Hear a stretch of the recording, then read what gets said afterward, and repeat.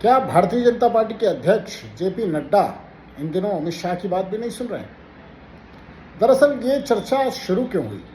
ये चर्चा इसलिए शुरू हुई क्योंकि भारतीय जनता पार्टी के कई प्रदेशों में अध्यक्ष बनाए जाने हैं और उनके नाम तय हो चुके हैं।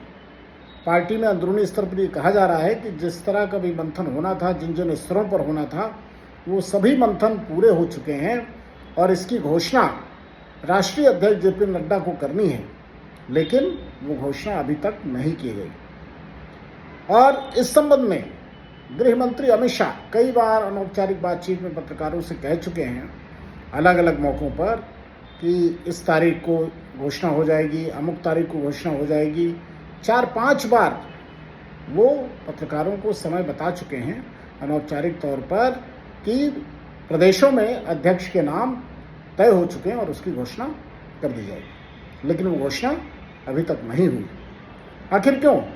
क्या जेपी नड्डा स्वयं ये घोषणा नहीं कर रहे हैं, या इसके पीछे भी कोई अंदरूनी राजनीति है, या उनको ऊपर से कहीं इशारा है, या फिर संघ की तरफ से कोई ब्रेक लगी हुई है? इस तरह की तमाम चर्चाएं हो रही हैं। राष्ट्रीय अध्यक्ष की बात तो इसलिए नहीं कर रहा हूं कि उसमें नड्डा जी का कोई रोल मुझे लगता नहीं। राष्ट्रीय अध्यक्ष तय होना है मोदी जी, अमित शाह और संघ के बीच जब सहमति हो जाएगी, और संभवतः अब कहा जा रहा है कि शायद बिहार चुनाव के पहले भारतीय जनता पार्टी का राष्ट्रीय अध्यक्ष भी घोषित हो जाएगा। फिलहाल ये पहली बार है कि भारतीय जनता पार्टी में मोदी एरा शुरू होने के बाद इस तरह की कशमकश देखने को मिल रही है।